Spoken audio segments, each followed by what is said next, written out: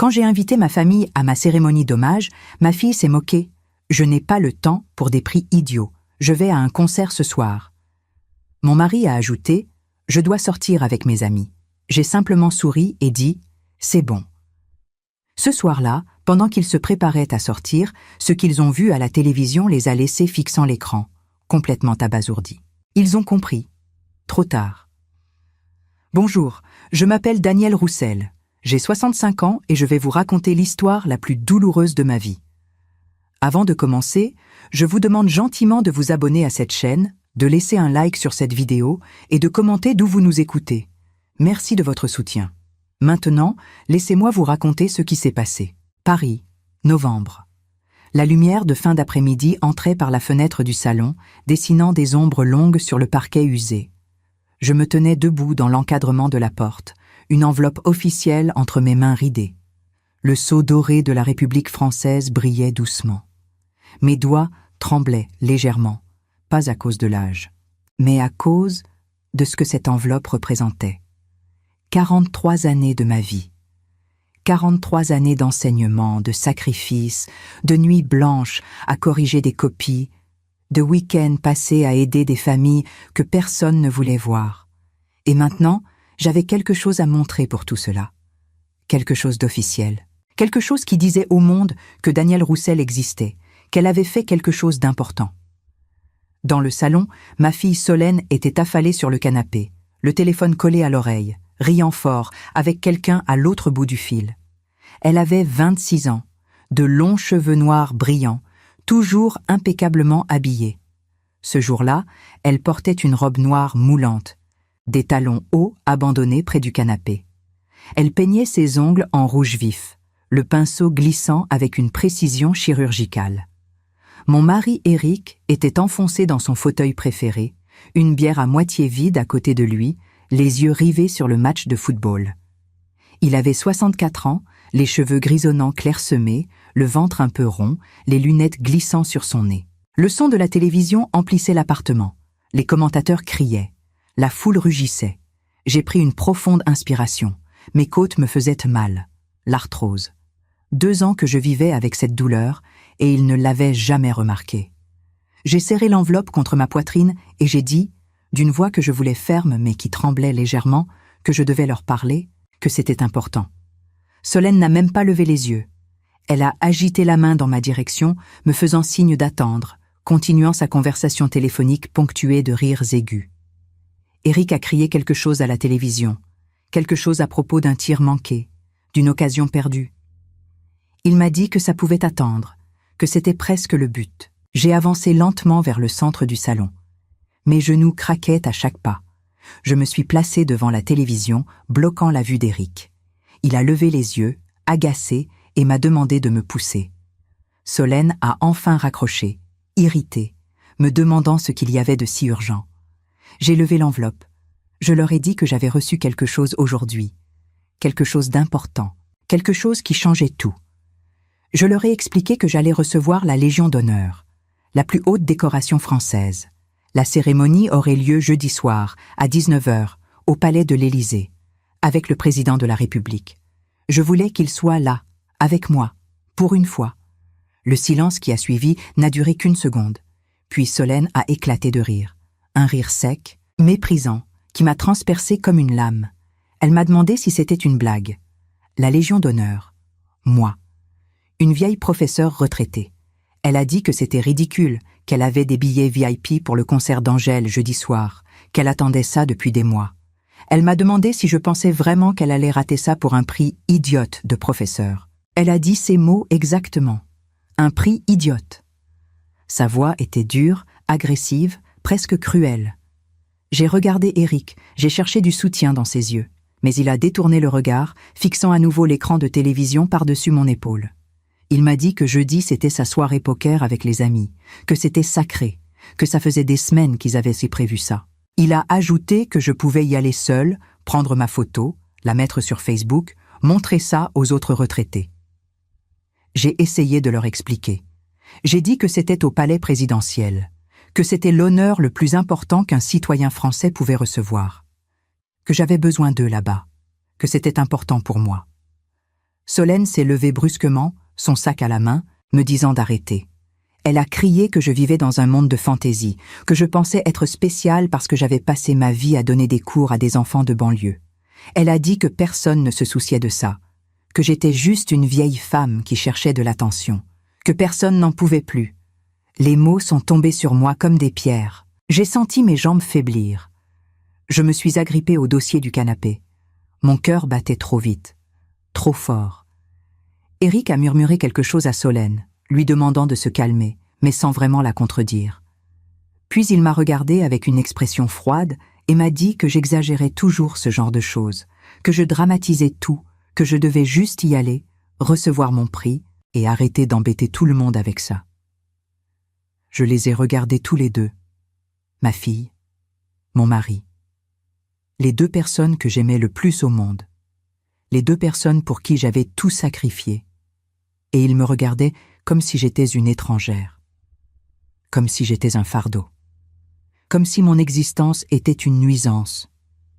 J'ai essuyé les larmes qui coulaient sur mes joues avec le dos de ma main. J'ai redressé mes épaules, aussi droites que mes vieux os me le permettaient. J'ai souri. Un sourire étroit, douloureux, un sourire qui cachait tout ce qui se brisait en moi.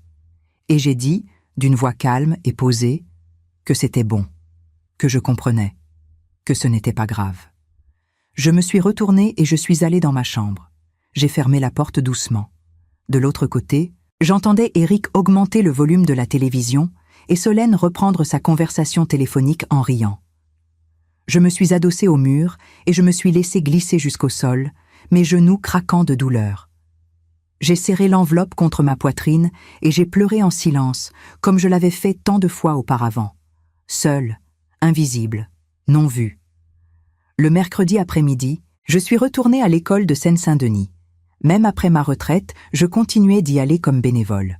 Les murs étaient couverts de dessins d'enfants, de cartes de France décolorées, de citations motivantes écrites à la main. L'odeur de craie et de vieux livres imprégnait les couloirs. Par la fenêtre de la salle de classe vide, je regardais les enfants jouer dans la cour. Certains portèrent des vêtements troués, des baskets usées jusqu'à la semelle. D'autres n'avaient pas de manteau malgré le froid de novembre. Ces enfants, c'étaient eux ma vraie famille, eux qui m'avaient toujours vue. J'ai sorti mon téléphone de mon sac. Mes doigts tremblaient en composant le numéro de Solène. Ça a sonné 3 fois avant qu'elle ne réponde. Sa voix était impatiente, pressée. « Maman, je suis au travail, fais vite !» J'ai pris une inspiration. J'ai dit que je voulais juste lui dire que je l'aimais, que si elle changeait d'avis pour jeudi, ce serait merveilleux. Il y a eu un silence agacé à l'autre bout. Puis elle a soupiré bruyamment et a dit « Maman, arrête. Je t'ai déjà dit que je n'irai pas. S'il te plaît, n'insiste pas. Tu deviens vraiment trop insistante avec l'âge. » Le clic de la fin d'appel a résonné dans mon oreille comme un coup de feu. J'ai fixé l'écran noir du téléphone. Une larme a coulé sur ma joue ridée. J'ai entendu une petite voix derrière moi. « Madame Roussel ?» C'était Yanis, un de mes anciens élèves, 9 ans, la chemise tachée de peinture. Il me regardait avec ses grands yeux inquiets et m'a demandé si je pleurais. J'ai essuyé rapidement mon visage et j'ai souri en lui disant que non, que c'était juste de la poussière dans mes yeux. Il s'est approché et a dit « Ma mère pleure aussi parfois. Elle dit que c'est parce qu'elle travaille trop et que mon père ne l'aide pas. Et elle est vieille aussi, comme vous. » J'ai ri tristement. Je me suis agenouillée difficilement devant lui, mes genoux protestant douloureusement. Et j'ai pris ses petites mains dans les miennes. Je lui ai dit que j'avais appris quelque chose en 65 ans de vie. Que les personnes les plus fortes sont celles qui continuent, même quand personne ne les voit. Que sa mère était forte, qu'il était fort aussi. Yanis a souri et m'a dit « Vous aussi vous êtes forte, madame. Vous êtes la personne la plus forte que je connaisse. » Il m'a serrée dans ses bras. J'ai fermé les yeux. Dans cette étreinte d'enfant, j'ai trouvé plus de reconnaissance que dans toute une vie avec ma propre famille.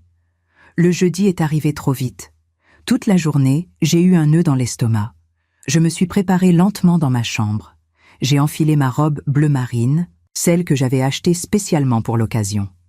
J'ai attaché mes cheveux gris en un chignon élégant. J'ai mis du rouge à lèvres discret. Dans le miroir, j'ai vu une femme de 65 ans qui portait ses rides comme des médailles. Chaque ligne sur mon visage racontait une histoire. Une vie de travail, une vie de sacrifice, une vie d'amour non partagé. Dans le salon, Solène finissait de se préparer pour son concert.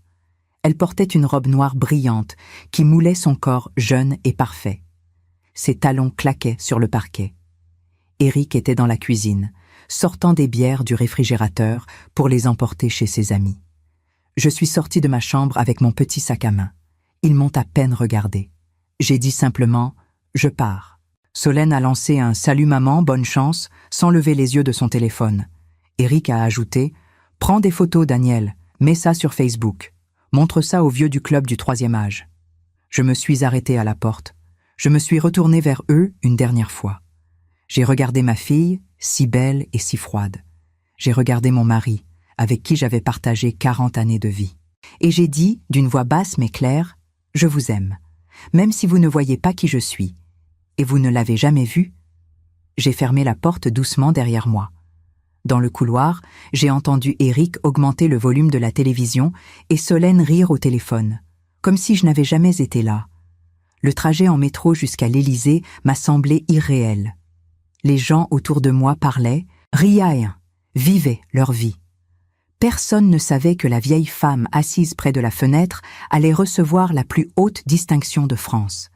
Personne ne savait que cette même femme avait le cœur brisé. J'ai regardé mon reflet dans la vitre sombre du métro. J'ai vu une femme seule, une femme qui avait passé sa vie à donner et qui n'avait jamais rien reçu en retour. Pendant ce temps, chez nous, Solène se maquillait devant le miroir de l'entrée. Elle traçait un trait d'eyeliner noir parfait. Éric enfilait sa veste, vérifiant ses poches pour s'assurer qu'il avait son portefeuille et ses clés. La télévision était allumée dans le salon, le volume bas, diffusant France 2. Éric cherchait son téléphone quand soudain la voix du présentateur a attiré son attention. « Bonsoir. En direct du palais de l'Élysée, nous suivons la cérémonie de la Légion d'honneur, la plus haute décoration française. » Solène s'est figée, le tube de mascara en l'air.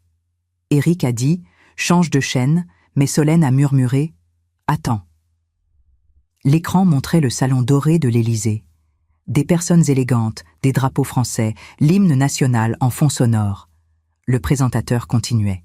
10 citoyens exceptionnels sont honorés ce soir. Parmi eux, Daniel Roussel, professeur retraité qui a révolutionné l'éducation dans les zones défavorisées. Éric a laissé tomber sa veste sur le canapé. Solène a lâché son mascara qui est tombé par terre, roulant sous le meuble. Leurs yeux étaient rivés sur l'écran, incapables de bouger, incapables de respirer. Le présentateur détaillait mon parcours avec une précision qui me rendait réelle pour la première fois aux yeux de ma propre famille. Durant 43 années de carrière, Madame Roussel s'est consacrée sans relâche à l'enseignement à Seine-Saint-Denis, l'une des régions les plus défavorisées de France. Mais son travail est allé bien au-delà de la salle de classe, même après sa retraite. La caméra me montrait sur scène, à côté de 9 autres personnes. Mes cheveux gris brillaient sous les lumières. J'étais sérieuse, émue, mes mains ridées, serrées l'une contre l'autre. Le présentateur a continué. Durant la pandémie, à 61 ans, Daniel Roussel a créé le projet Solidarité familiale, un réseau qui a mobilisé des bénévoles, des entreprises et des institutions. Le projet a fourni plus de 150 000 repas, 12 000 paniers alimentaires, un soutien psychologique et éducatif pour 3 200 familles en situation de grande vulnérabilité. Solène a porté sa main à sa bouche. Son visage était devenu complètement blanc. Éric s'est assis lentement sur le canapé, ses jambes ne le portant plus.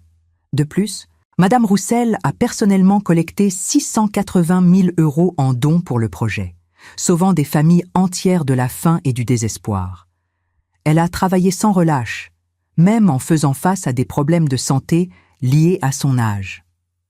Solène est tombée à genoux sur le sol. Ses mains tremblaient violemment. Éric avait les mains sur sa tête, ses doigts agrippant ses cheveux gris clairsemés. Le présentateur a ajouté la phrase finale, celle qui a tout changé. En reconnaissance d'une vie entière de travail, le gouvernement français a créé l'Institut Daniel Roussel, une fondation permanente qui poursuivra son œuvre, offrant un soutien éducatif et social aux familles vulnérables dans toute la France. Le silence dans l'appartement était absolu. Seul le son de la télévision continuait. La caméra me montrait en gros plan. Le président s'approchait. Il tenait la médaille entre ses mains. Solène pleurait maintenant, des sanglots profonds et déchirants. Éric restait immobile, comme paralysé, son regard vide fixé sur l'écran. Il voyait enfin qui j'étais. Mais il était trop tard, beaucoup trop tard. Sur l'écran, le président a placé la médaille sur ma poitrine. J'ai touché le métal doré avec mes doigts là tremblants. La salle entière s'est levée pour applaudir. J'ai marché lentement vers le pupitre. Mes genoux me faisaient mal à chaque pas, mais je me suis tenue droite. Mes mains ridées ont serré le bois du pupitre. J'ai respiré profondément. Puis, j'ai commencé à parler. J'ai dit que j'avais 65 ans, que 43 d'entre eux avaient été consacrés à l'éducation, que cet honneur n'était pas le mien, mais celui de chaque enfant qui avait cru en moi quand personne d'autre ne croyait en eux. De chaque mère qui avait pleuré sur mon épaule parce qu'elle n'avait rien à donner à manger à ses enfants. De chaque père qui avait perdu sa dignité et que j'avais essayé d'aider à retrouver. Ma voix tremblait. Les larmes coulaient sur mes joues. Mais j'ai continué. J'ai dit que je devais parler de quelque chose qui faisait mal. Quelque chose que je portais dans mon cœur chaque jour. Quelque chose qui pesait plus lourd que toutes mes années. J'ai dit que j'avais une fille, Solène, et un mari, Éric. Que je les aimais plus que n'importe quelle médaille, plus que n'importe quelle reconnaissance. Qu'ils étaient mon cœur, ma raison de me lever chaque matin. Ma voix s'est brisée complètement. J'ai dû m'arrêter un instant pour reprendre mon souffle. Dans l'appartement, Solène sanglotait de façon incontrôlable, son corps entier secoué par les pleurs. Éric pleurait aussi, silencieusement, les larmes coulant entre ses doigts qui couvraient son visage. Avant de continuer, je vous demande gentiment, si vous aimez cette histoire, de vous abonner à la chaîne et de laisser un like. Cela m'aide énormément. Merci. Maintenant, continuons. J'ai repris mon discours. J'ai dit qu'il n'était pas là ce soir. Non pas parce qu'il n'avait pas été invité, mais parce qu'il ne me voyait pas. Il ne voyait pas qui j'étais, ce que je faisais, ce pourquoi je me battais toute ma vie. J'ai dit que c'était la douleur la plus profonde qu'une femme pouvait ressentir. Être invisible pour ceux qu'elle aime le plus. Mais j'ai ajouté que je n'abandonnais pas, que je n'abandonnerais jamais ma famille, parce que je croyais, je devais croire en la valeur de la famille, même quand elle nous blesse, même quand elle ne nous voit pas, même quand, à 65 ans, on se demande si aimer autant en valait la peine. Ma voix était devenue plus forte, plus puissante. J'ai regardé la salle et j'ai demandé combien de personnes avaient quelqu'un chez elles qui ne valorisait pas ce qu'elle faisait. Combien travaillaient en silence, aimaient en silence, souffraient en silence. J'ai dit que je les voyais, que je savais, que je leur disais de continuer à aimer, de continuer à se battre, parce que le véritable amour n'abandonne jamais, même quand ça fait mal, même quand ça saigne, même quand on a 65 ans et que le dos fait mal et qu'on se demande combien de temps il reste. J'ai fait une longue pause. La salle était absolument silencieuse. J'ai parlé des milliers de drames familiaux cachés derrière des portes fermées, des enfants qui ne parlent plus à leurs parents, des époux qui vivent comme des étrangers, des mères qui pleurent seules, des personnes âgées qu'on oublie. J'ai supplié tout le monde de valoriser leur famille, de regarder qui était à leur côté, de demander comment ils allaient, ce qu'ils faisaient, ce dont ils rêvaient, ce qu'ils avaient sacrifié, de ne pas laisser les gens qu'ils aimaient devenir invisibles, de ne pas les laisser atteindre 65 ans en sentant qu'ils avaient gaspillé leur amour, parce qu'un jour, il serait trop tard. Ma voix s'est brisée à nouveau. J'ai dit, presque dans un murmure, « Solène, Éric, où que vous soyez, vous êtes dans mon cœur. Vous le serez toujours. Même s'il ne me reste que quelques années, je continuerai à me battre. Pour vous. Pour toutes les familles. Parce qu'à la fin, quand on regarde en arrière, la seule chose qui compte, c'est l'amour. Et j'ai aimé, même invisible, J'ai aimé. J'ai murmuré « merci » et je me suis écartée du pupitre. La salle a explosé en applaudissements. Les gens se sont levés. Certains pleuraient ouvertement. Le président lui-même s'est levé, visiblement ému, essuyant ses yeux. Les applaudissements ont duré plus de 3 minutes. Les flashs des appareils photo illuminaient la salle. Et moi, Daniel Roussel, 65 ans, professeur retraité, je pleurais comme je n'avais jamais pleuré. Pas de tristesse cette fois, mais de libération. J'avais enfin dit ma vérité, au monde entier. Même si ma famille n'était pas là pour l'entendre en personne, ils l'entendraient, d'une manière ou d'une autre. Dans l'appartement, Solène était prostrée sur le sol, hurlant de douleur entre ses sanglots. « Maman, maman, pardonne-moi, maman, reviens, s'il te plaît !» Éric était assis sur le canapé, son corps tremblant entièrement, les larmes coulant sans arrêt. Il murmurait d'une voix cassée. « 43 ans, 680 000 euros. Mon Dieu, qu'est-ce qu'on a fait? Qu'est-ce qu'on lui a fait ?» Le téléphone de Solène vibrait sur la table. C'étaient ses amis qui l'attendaient au concert. Elle ne l'a même pas regardé. Éric a reçu un message de ses amis du poker. Il l'a ignoré complètement. Plus rien n'existait, sauf l'écran de télévision et mon visage qui pleurait au palais de l'Élysée. La cérémonie s'est terminée. Les caméras se sont éloignées. Le présentateur est revenu. Il a résumé l'événement, mentionnant à nouveau mon nom, mon travail, l'institut qui porterait désormais mon nom.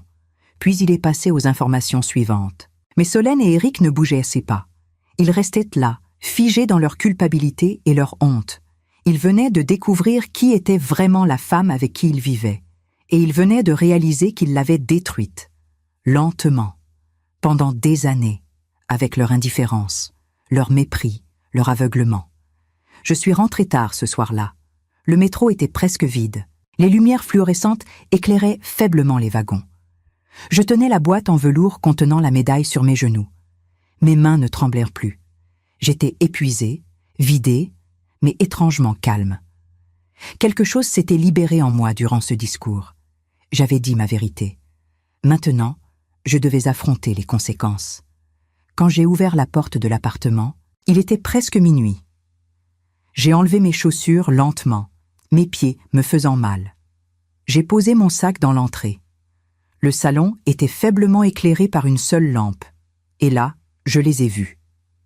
Solène était assise par terre, le dos appuyé contre le canapé. Son maquillage avait coulé, laissant des traînées noires sur son visage. Ses yeux étaient complètement gonflés. Elle portait encore sa robe de soirée, mais ses pieds étaient nus, ses talons jetés quelque part. Éric était dans le fauteuil, penché en avant, la tête entre les mains. Ses lunettes étaient posées sur la table. Il avait l'air d'avoir vieilli de 10 ans. J'ai dit calmement qu'il n'était pas allé au concert ni au poker. Solène a levé son visage détruit vers moi. Sa voix était cassée, rauque quand elle a dit « Maman, on a vu, on a tout vu, chaque mot, chaque seconde. » J'ai fermé les yeux un instant. J'ai pris une profonde respiration. Mes côtes me faisaient mal. J'ai serré la boîte contre moi. Éric a levé son visage. Ses yeux étaient rouges. Il a dit « Daniel, 680 000 euros, 43 ans, un institut qui porte ton nom. Tu as fait tout ça. Et nous, on ne savait même pas. » Sa voix était pleine de honte, de culpabilité écrasante. J'ai posé la boîte avec la médaille sur la table du salon.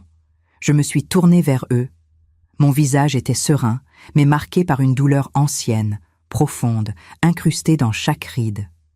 J'ai dit qu'ils avaient fait ce qu'ils faisaient toujours, qu'ils m'avaient ignorée, diminuée, fait sentir petite, vieille, inutile.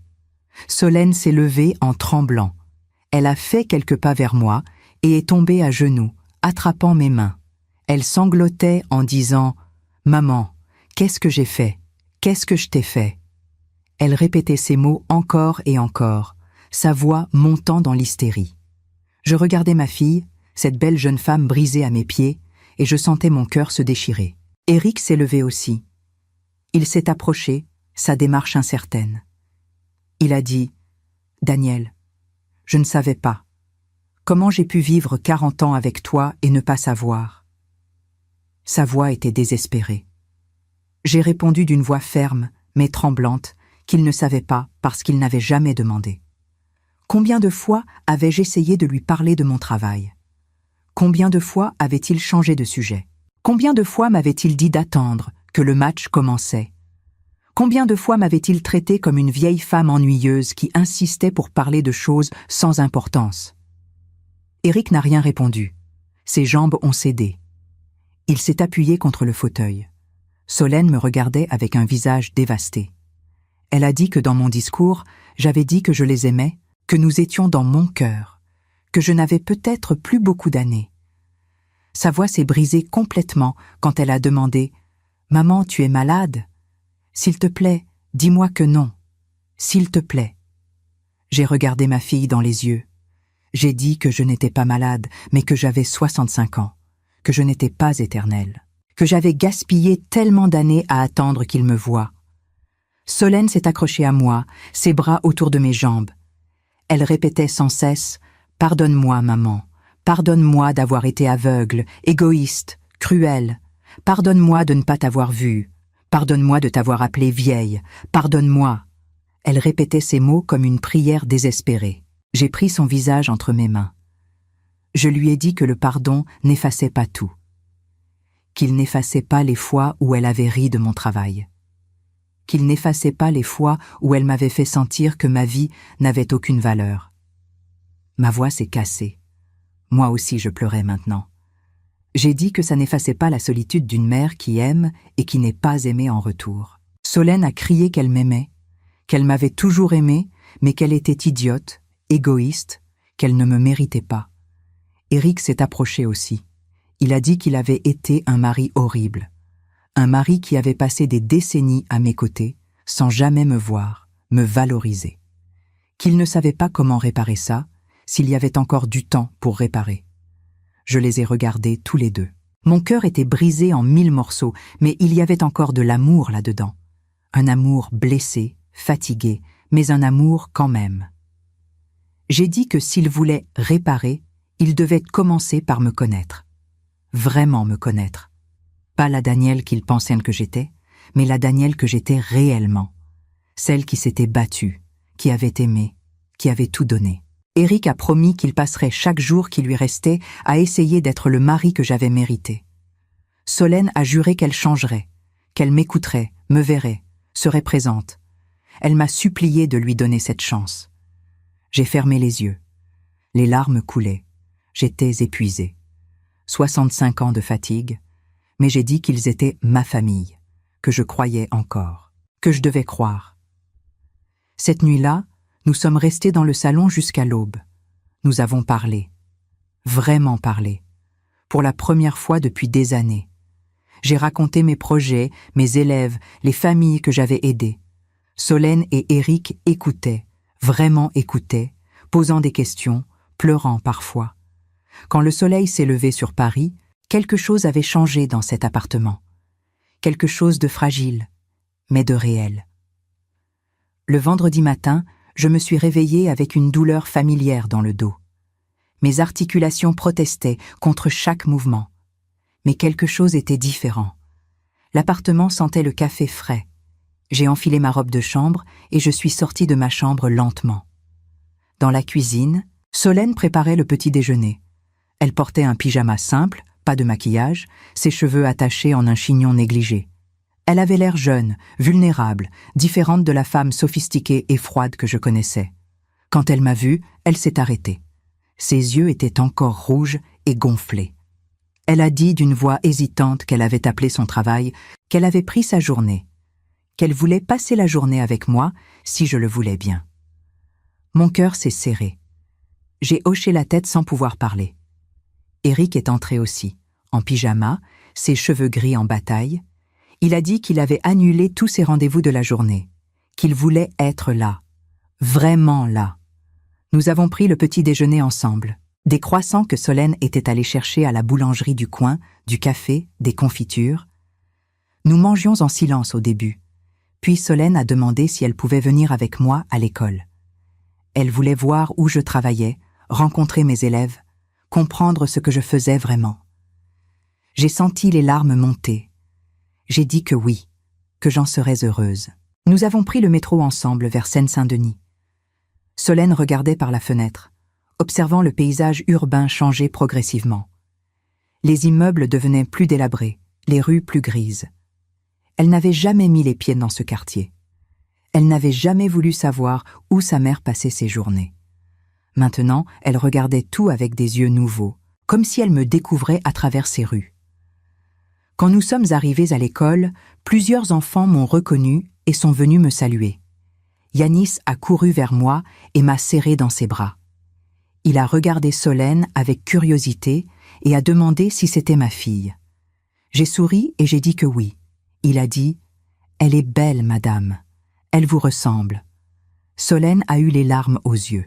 Elle s'est agenouillée à la hauteur de Yanis et lui a demandé son nom, ce qu'il aimait faire. Le petit garçon a parlé de ses dessins, de ses rêves de devenir architecte. Solène l'écoutait avec une attention que je ne lui avais jamais vue. Nous sommes entrés dans la salle de classe. Les murs couverts de dessins d'enfants, de cartes, de citations. Solène touchait tout doucement, comme si elle était dans un musée sacré. Elle lisait les petits mots que les enfants m'avaient écrits au fil des années. Des merci, des dessins de cœur, des promesses de devenir meilleure. Elle s'est arrêtée devant un dessin particulier. C'était un portrait de moi, fait par une petite fille, il y a quelques années. En dessous, écrit maladroitement, il y avait « Madame Roussel est mon héros ». Solène a touché le dessin avec ses doigts. Elle pleurait silencieusement. Elle s'est tournée vers moi et a dit « Maman, tu es leur héros. » Et je ne le savais même pas. J'ai vécu toute ma vie à côté d'un héros et je ne l'ai jamais vu. Je me suis approchée d'elle.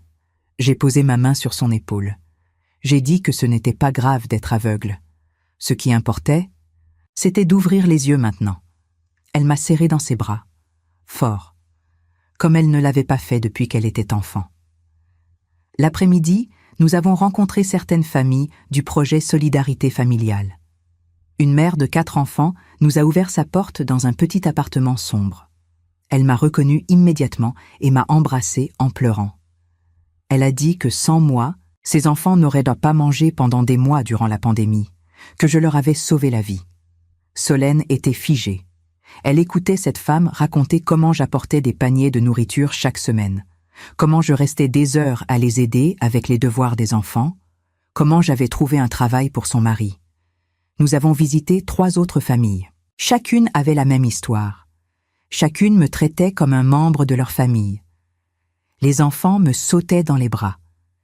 Les parents pleuraient de gratitude. Solène n'a presque pas parlé de tout l'après-midi. Elle observait. Elle apprenait. Elle me découvrait. Quand nous sommes rentrés dans le métro en fin de journée, elle était silencieuse. Puis elle a dit « Maman, tu as sauvé des vies, des dizaines de vies. Et moi, tout ce que j'ai fait, c'est me plaindre que tu n'étais jamais disponible pour moi. » Je lui ai pris la main. J'ai dit que c'était fini maintenant, qu'on ne pouvait pas changer le passé, qu'on pouvait seulement construire un avenir différent. Elle a serré ma main si fort que ça faisait mal. Mais c'était une bonne douleur. Une douleur qui signifiait qu'elle était là. Vraiment là. Le soir, Eric nous attendait à l'appartement. Il avait préparé le dîner. Rien d'extraordinaire, juste des pâtes et une salade, mais c'était la première fois en des années qu'il cuisinait pour nous. Nous nous sommes assis tous les 3 à table. Eric a demandé comment s'était passée la journée. Solène a raconté tout ce qu'elle avait vu, les familles, les enfants, l'école. Sa voix débordait d'émotion. Eric écoutait, hochant la tête, parfois essuyant ses yeux. Puis il a dit qu'il avait passé sa journée à faire quelque chose aussi. Il avait contacté d'anciens collègues, des relations d'affaires. Il avait parlé de mon travail, de l'Institut Daniel Roussel. Plusieurs avaient promis des dons. Certains voulaient devenir partenaires du projet. Il avait fait une liste de contacts, de possibilités. Il l'a sortie et me l'a montrée. Ses mains tremblaient légèrement. Il a dit « Daniel, je ne peux pas rattraper 40 ans perdus. Mais je peux t'aider maintenant, si tu me laisses. » J'ai regardé cette liste. Des noms, des chiffres, des notes écrites de sa main. Il avait vraiment travaillé toute la journée sur ça, pour moi, pour mon projet, pour ce qui comptait pour moi. J'ai posé la liste sur la table. J'ai regardé mon mari. Cet homme avec qui j'avais partagé ma vie, qui m'avait ignoré pendant si longtemps, qui maintenant me regardait avec des yeux pleins d'espoir et de regret. J'ai dit « Merci Éric, merci d'essayer ». Cette nuit-là, avant de dormir, j'ai ouvert la boîte en velours et j'ai regardé la médaille. Le métal doré brillait dans la pénombre de ma chambre. La Légion d'honneur, la plus haute distinction de France. Mais ce n'était pas cette médaille qui réchauffait mon cœur ce soir. C'était le changement que je voyais dans ma famille. Fragile, incertain, mais réel. Les jours suivants ont été étranges, comme si nous apprenions à vivre ensemble pour la première fois. Solène venait me voir chaque soir après son travail. Elle s'asseyait à côté de moi sur le canapé et me posait des questions.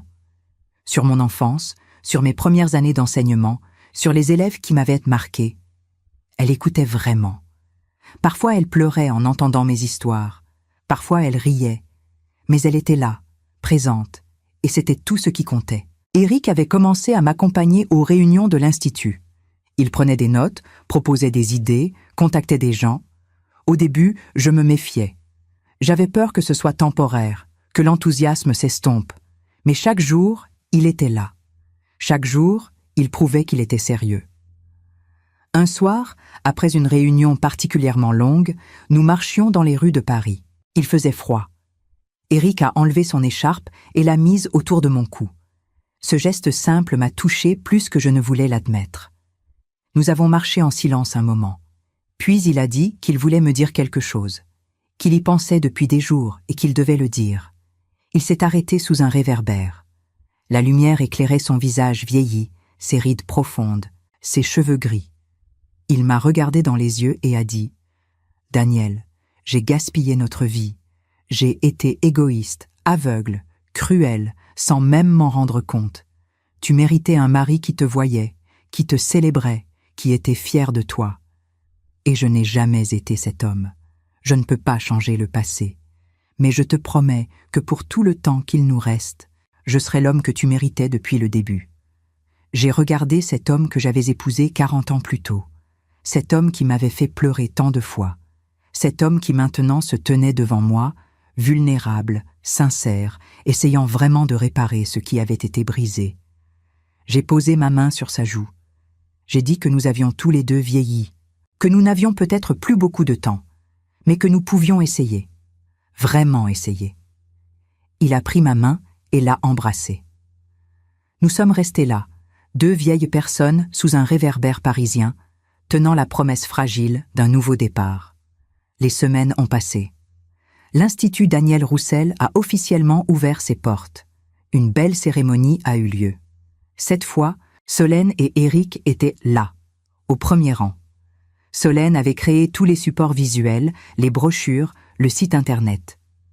Elle avait travaillé des heures et des heures, refusant de dormir tant que tout n'était pas parfait. Éric avait réussi à obtenir des dons substantiels de plusieurs entreprises. Le projet avait désormais un financement stable pour les années à venir. Pendant la cérémonie, le maire est venu me serrer la main. Des journalistes ont pris des photos. Mais ce que je regardais, c'était ma famille. Solène qui souriait fièrement, filmant tout avec son téléphone. Éric qui applaudissait, les larmes aux yeux. Pour la première fois de ma vie, je sentais qu'ils étaient vraiment fiers de moi. Pas par obligation, pas par culpabilité, mais par une vraie compréhension de qui j'étais et de ce que j'avais accompli. Après la cérémonie, nous sommes allés dîner tous les trois dans un petit restaurant près de la Seine. L'ambiance était détendue, presque joyeuse. Solène racontait des anecdotes sur la création du site internet, sur les difficultés techniques qu'elle avait rencontrées.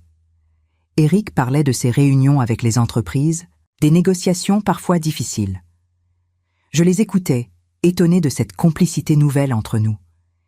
C'était comme si nous étions une vraie famille pour la première fois. À un moment, Solène a levé son verre. Elle a dit qu'elle voulait porter un toast. À moi. À la femme la plus forte, la plus généreuse, la plus incroyable qu'elle connaisse. Sa mère. Elle a dit qu'elle était désolée d'avoir mis 26 ans à le comprendre, mais qu'elle passerait le reste de sa vie à me le prouver. Éric a levé son verre aussi. Il a ajouté qu'il était l'homme le plus chanceux du monde d'être marié à une femme comme moi, même s'il lui avait fallu 64 ans pour le réaliser. J'ai levé mon verre, les larmes aux yeux, et j'ai dit que je les aimais. Malgré tout, malgré les années perdues, je les aimais. Ce soir-là, en rentrant à l'appartement, j'ai senti quelque chose que je n'avais pas ressenti depuis très longtemps. De la paix. Une paix profonde, comme si une blessure ancienne commençait enfin à cicatriser. Ce n'était pas parfait. Il y avait encore des moments difficiles, des silences gênants, des souvenirs douloureux qui remontaient à la surface. Mais nous avancions, ensemble, et c'était déjà beaucoup. Un samedi matin, Solène est arrivée à l'appartement avec une grande boîte. Elle avait un sourire mystérieux. Elle a posé la boîte sur la table du salon et m'a demandé de l'ouvrir. À l'intérieur, il y avait un album photo. Mais pas n'importe quel album. Elle avait rassemblé des centaines de photos. Des photos de mes élèves au fil des années, des photos des familles que j'avais aidées, des photos de l'école, des événements du projet Solidarité familiale. Elle avait contacté tout le monde, récupéré toutes ces images et créé cet album magnifique. Sur la première page, elle avait écrit « À ma mère, mon héros ». Merci de m'avoir appris que l'amour véritable, c'est donner sans rien attendre en retour. Je suis désolée d'avoir mis si longtemps à comprendre. Je t'aime. Solène. J'ai tourné les pages lentement. Chaque photo racontait une histoire, des enfants qui souriaient, des familles qui mangeaient ensemble, des moments de joie que j'avais créés. Et sur la dernière page, une photo récente de nous trois, prise lors de la cérémonie d'ouverture de l'Institut. Nous sourions tous les trois. Une vraie famille, enfin. J'ai refermé l'album. J'ai regardé ma fille, cette belle jeune femme qui avait tant changé. J'ai dit « Merci ma chérie, merci pour tout ». Elle s'est penchée et m'a embrassée sur le front. Elle a murmuré « Non maman, merci à toi pour ne jamais avoir abandonné nous, même quand on ne le méritait pas ». L'hiver est arrivé sur Paris. Les rues étaient couvertes de neige fine. Les lumières de Noël illuminaient les boulevards. J'avais toujours aimé cette période de l'année, mais elle me rendait aussi mélancolique. Tant de Noël passés dans la solitude émotionnelle, entourée de ma famille, mais me sentant invisible. Cette année serait différente. Je le sentais. Solène avait insisté pour organiser un dîner de Noël spécial.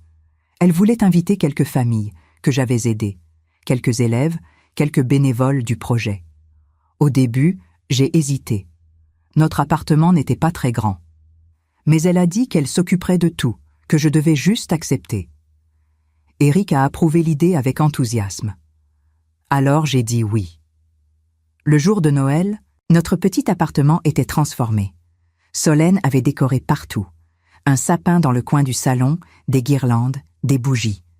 La table était dressée magnifiquement. Elle avait cuisiné pendant 2 jours, avec l'aide d'Eric. Des plats traditionnels français, des desserts, du vin. L'odeur remplissait tout l'espace.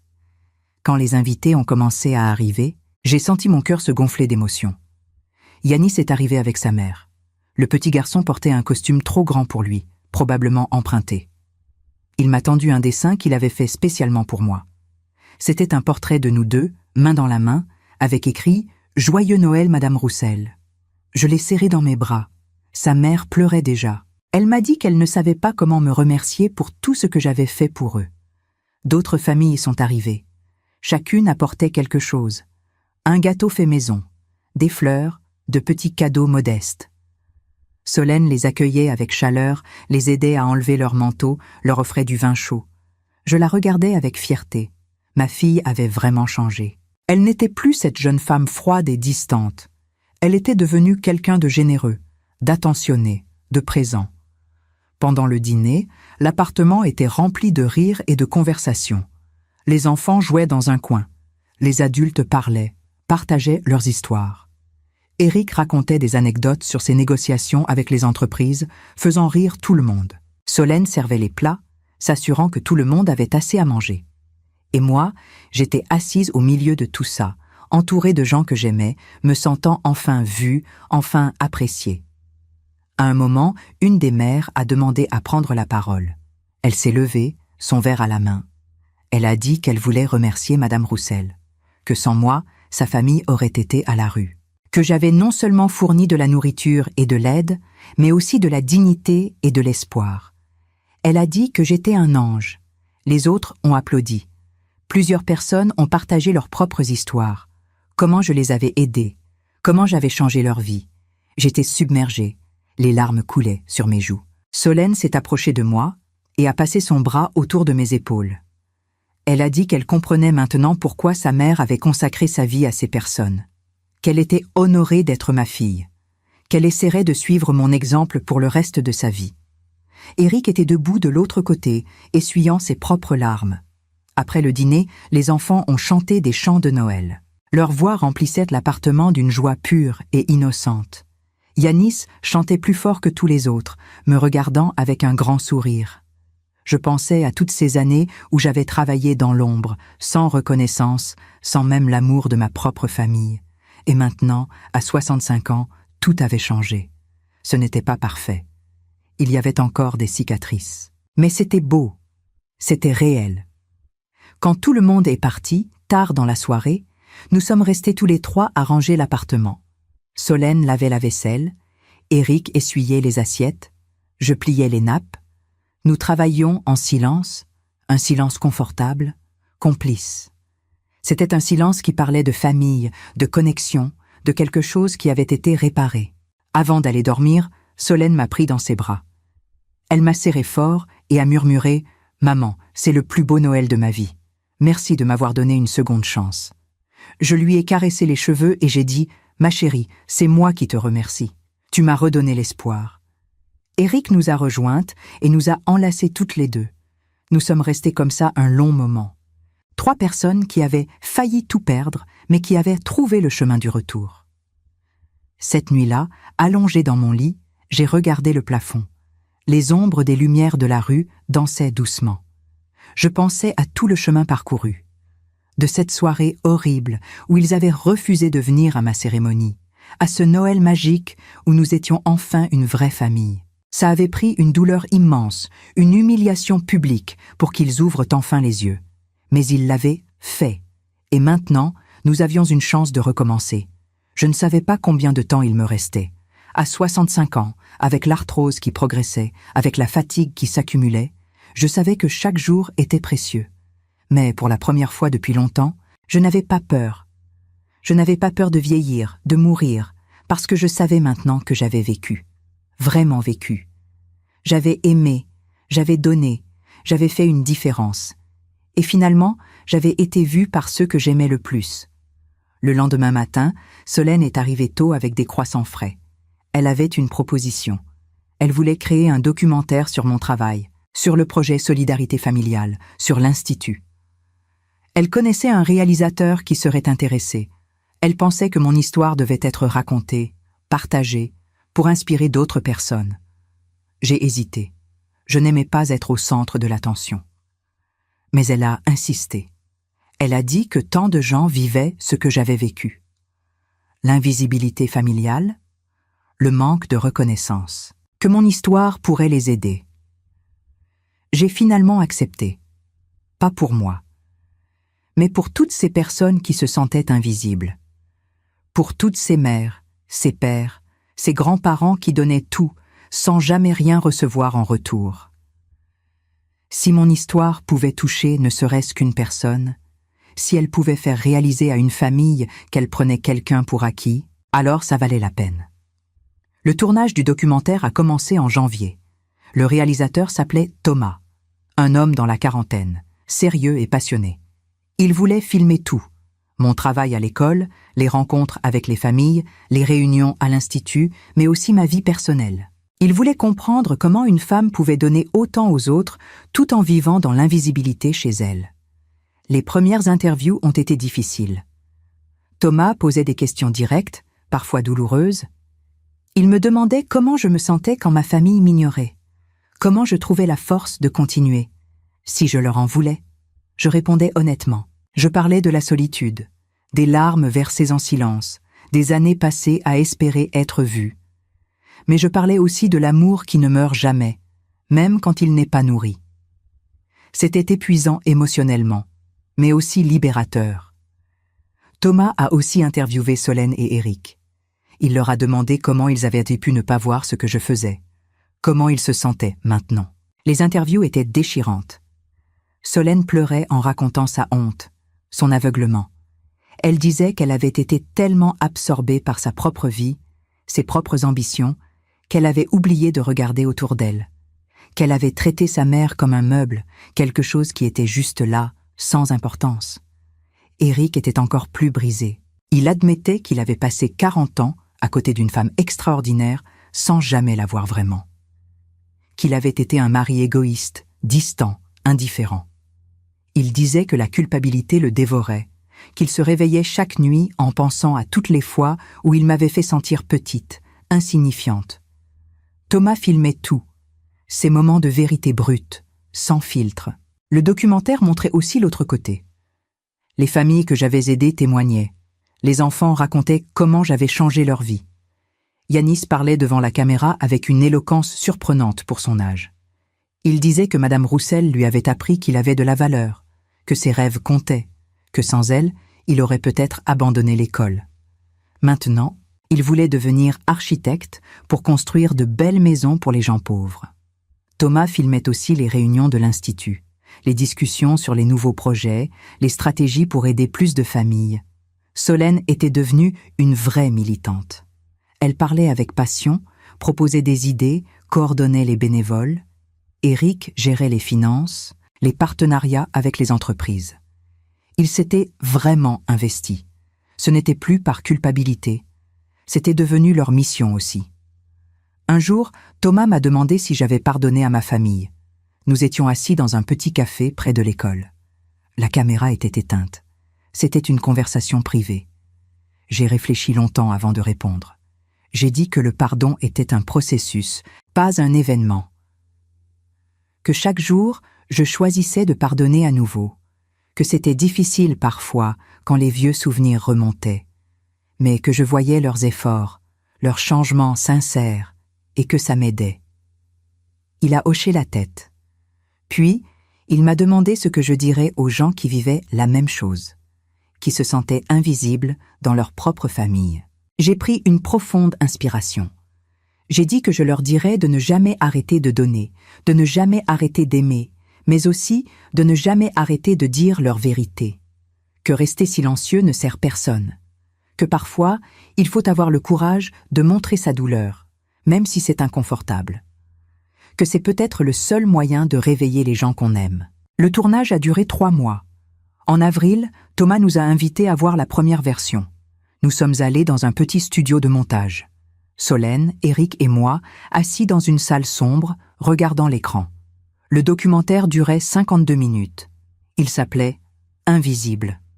Dès les premières minutes, j'ai commencé à pleurer.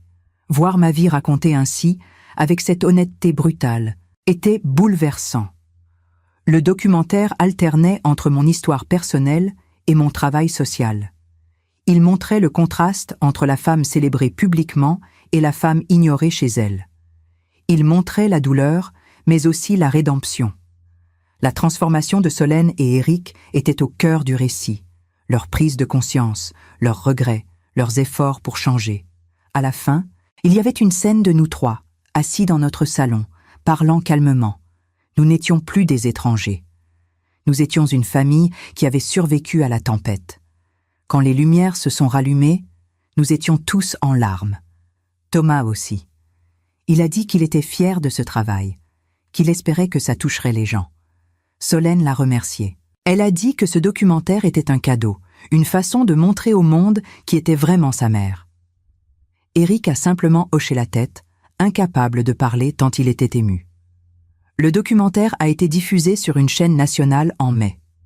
Le soir de la diffusion, nous l'avons regardé ensemble à la maison. Cette fois, c'était différent. Nous le regardions en sachant que des millions de personnes le voyaient aussi. Mon téléphone a commencé à sonner presque immédiatement. Des messages, des appels, des gens que je n'avais pas vus depuis des années. Des anciens élèves, des collègues, des amis lointains.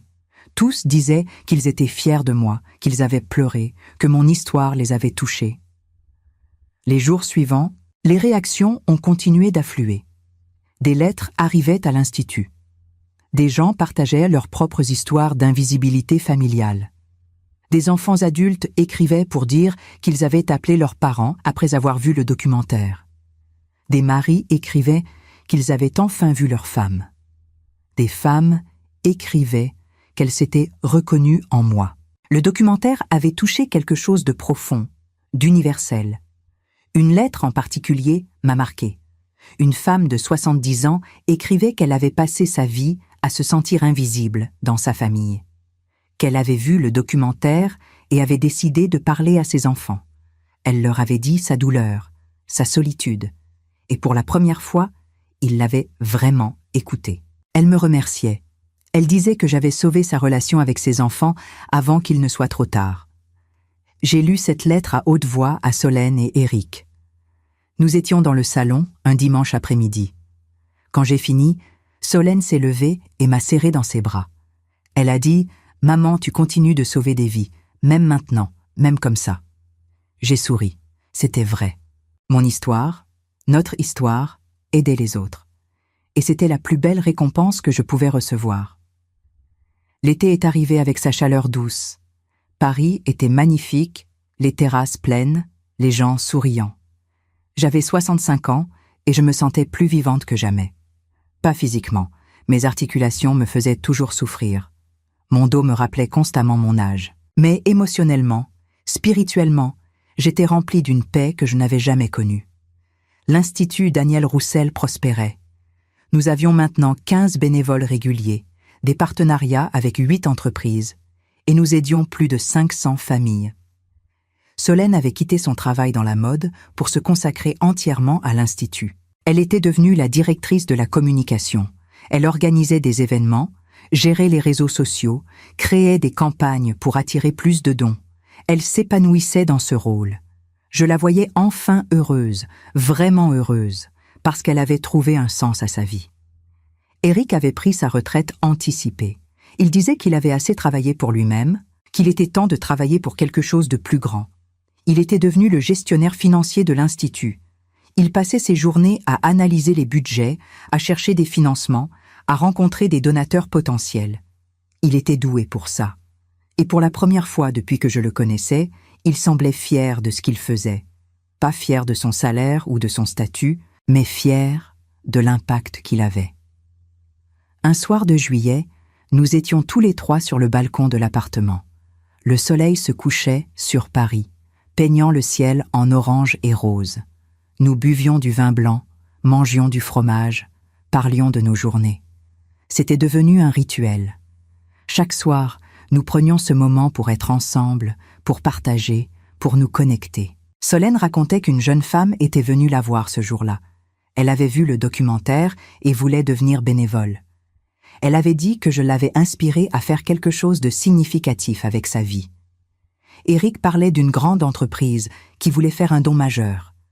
Il avait négocié toute la semaine et avait finalement obtenu 100 000 €. Il était excité comme un enfant. Je le regardais parler, ses yeux brillants, ses mains animées. C'était un homme transformé. L'homme que j'avais épousé 40 ans plus tôt était quelque part là-dedans, mais il était maintenant mélangé avec quelqu'un de meilleur, de plus conscient, de plus présent. Solène a soudainement dit qu'elle avait quelque chose à nous annoncer. Elle avait un sourire mystérieux. Éric et moi l'avons regardée, intriguée. Elle a pris une profonde inspiration et a dit qu'elle voyait quelqu'un. Un homme qu'elle avait rencontré lors d'un événement de l'Institut. Il s'appelait David. Il était médecin dans un hôpital public. Il faisait aussi du bénévolat dans des cliniques gratuites. Elle a dit que c'était quelqu'un de bien, quelqu'un qui comprenait l'importance de servir les autres. Que pour la première fois de sa vie, elle était avec quelqu'un qui partageait ses valeurs. J'ai souri. J'étais heureuse pour elle. Je lui ai demandé quand nous pourrions le rencontrer. Elle a dit bientôt qu'elle voulait être sûre avant, mais elle voulait que nous sachions qu'elle était heureuse, vraiment heureuse.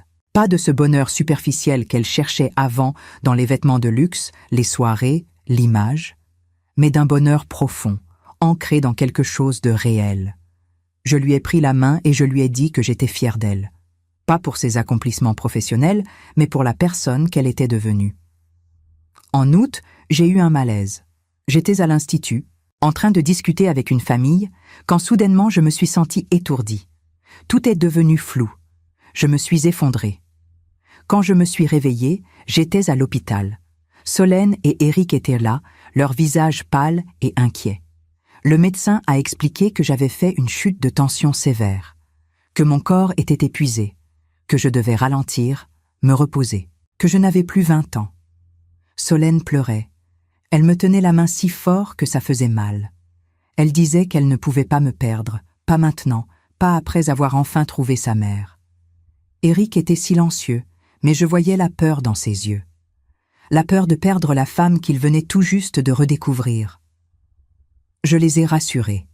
J'ai dit que j'allais bien, que ce n'était qu'un avertissement de mon corps. Mais au fond, je savais. Je savais que le temps nous était compté. Les semaines suivantes, j'ai dû ralentir. Solène et Eric ont insisté. Ils m'ont interdit d'aller à l'institut plus de 2 fois par semaine.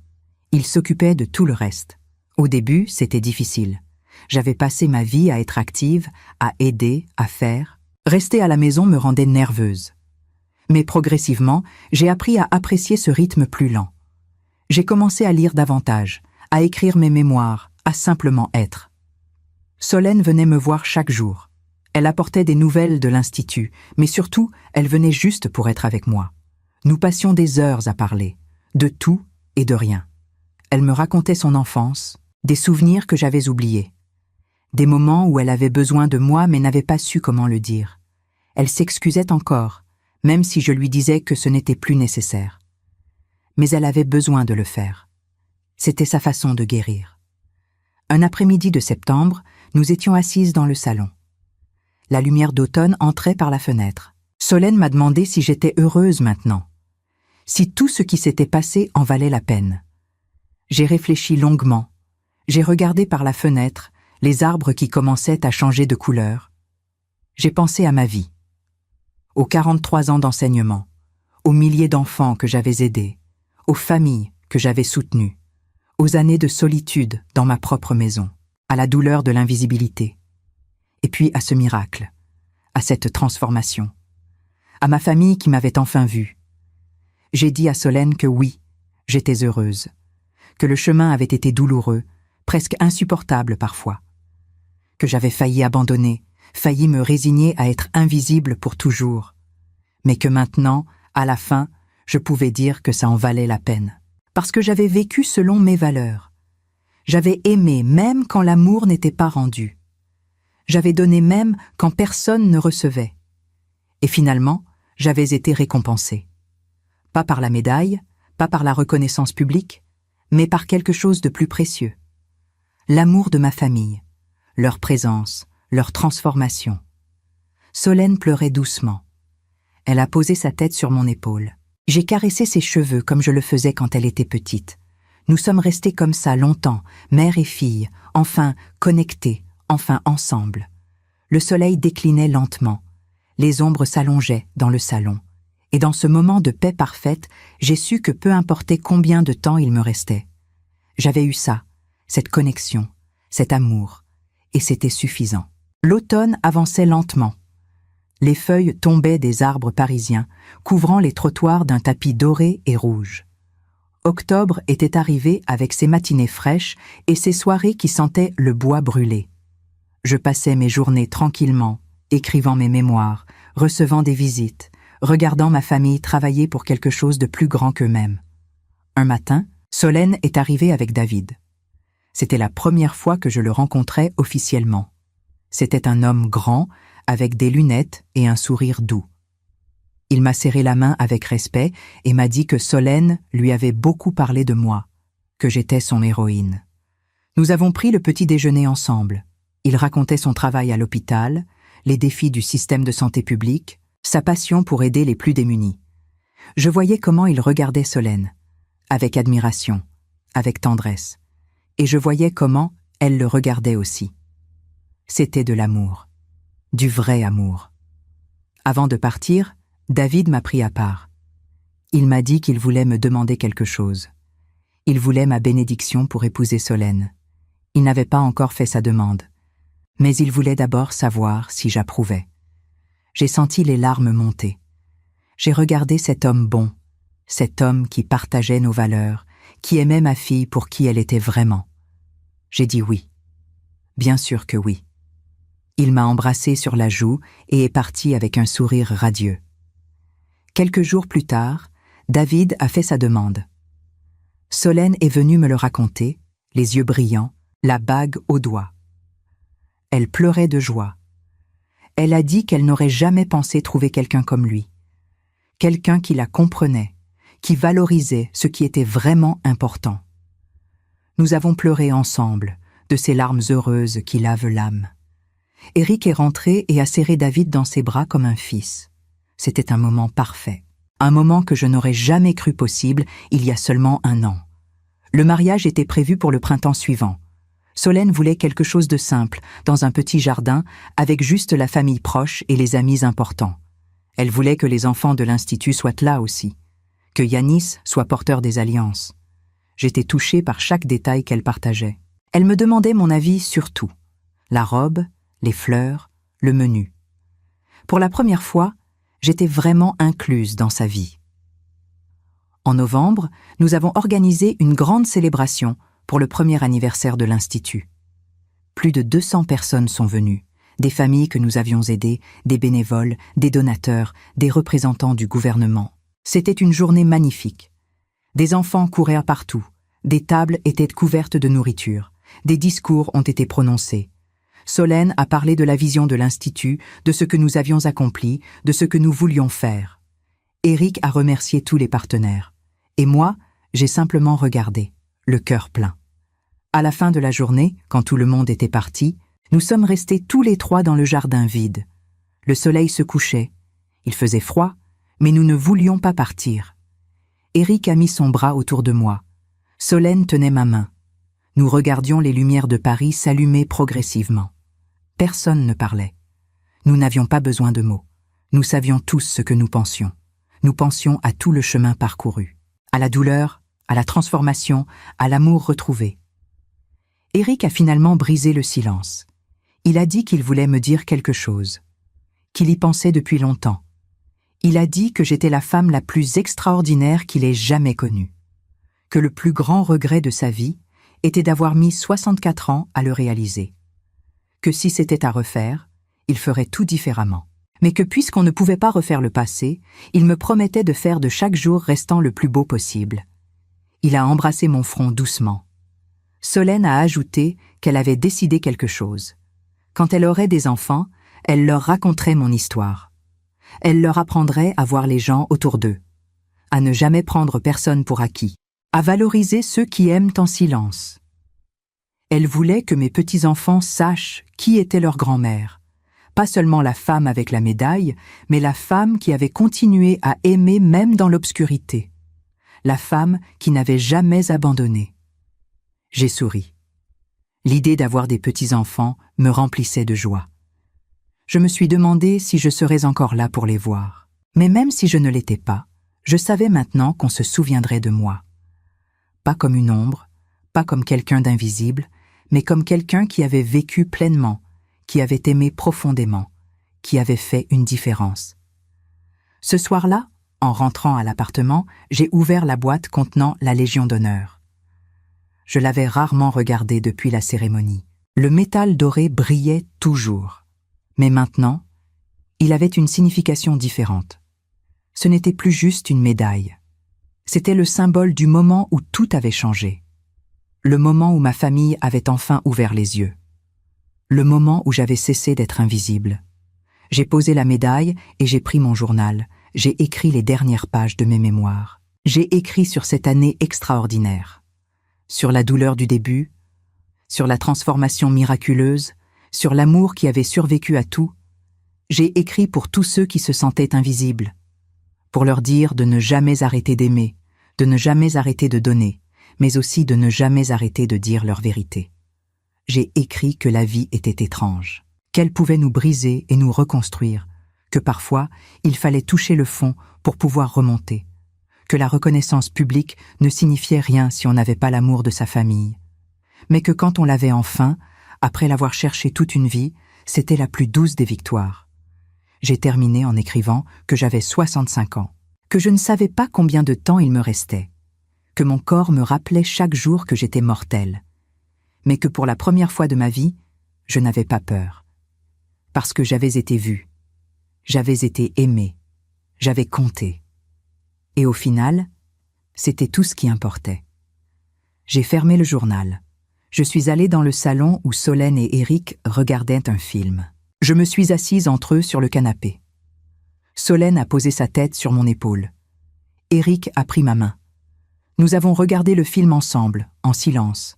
3 personnes qui avaient failli tout perdre, mais qui avaient trouvé le chemin du retour. Dehors, Paris brillait de 1000 lumières. La tour Eiffel scintillait dans la nuit. Le vent d'automne faisait danser les dernières feuilles. Et dans notre petit appartement de Montparnasse, nous étions enfin ce que nous aurions toujours dû être.